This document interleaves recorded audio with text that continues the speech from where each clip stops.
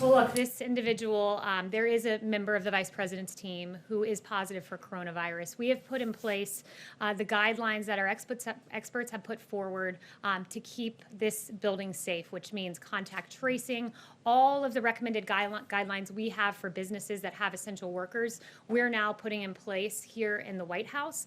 So as America reopens safely, the White House is continuing to operate safely. Yes, John. Kayleigh, the president, of course, we saw go down to the World War II memorial with a group of 7 American heroes, all in their 90s.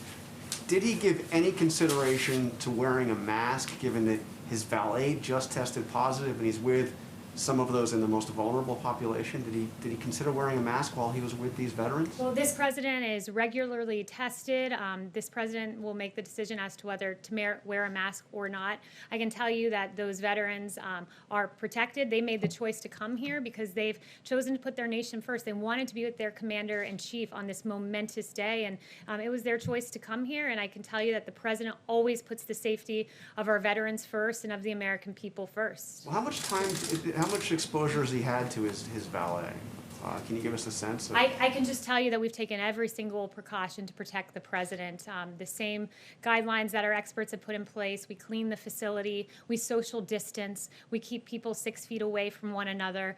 So we've done every single thing that Dr. Birx and Dr. Fauci have asked us to do, and I can assure the American people that their commander-in-chief is protected. Mr. President, can you bring us up to speed about a member of the Vice President's staff who has now tested positive for coronavirus? This is now the second staffer in the West Wing. Yeah, well, I don't know much about it. Does anybody want to talk about it? She's a wonderful young woman. Katie, she tested very good for a long period of time, and then all of a sudden today she tested positive. She hasn't come into contact with me. She spent some time with the Vice President. I believe, the press person, right? You'd say press person.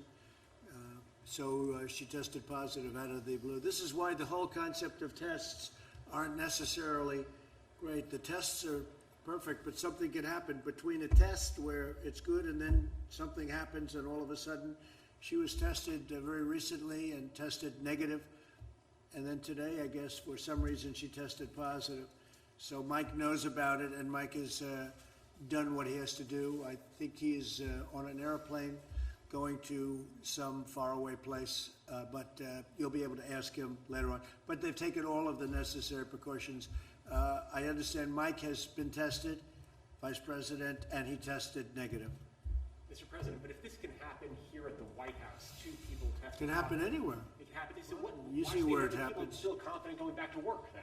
No, because, well, then it would happen anyway, whether you did go back to work or whether you didn't go back to work. In fact, I saw a statistic come out of New York yesterday that was pretty strange, that most of the cases are coming from apartments and coming from homes. What was that all about? I think they said 66%. Did you see that? That was given by Governor Cuomo, that they're coming out of the home, right? So it can happen anywhere. It's a very elusive enemy, a vicious enemy, an elusive enemy, and I think more importantly than anything with this one, it's probably the most contagious enemy that anybody has seen.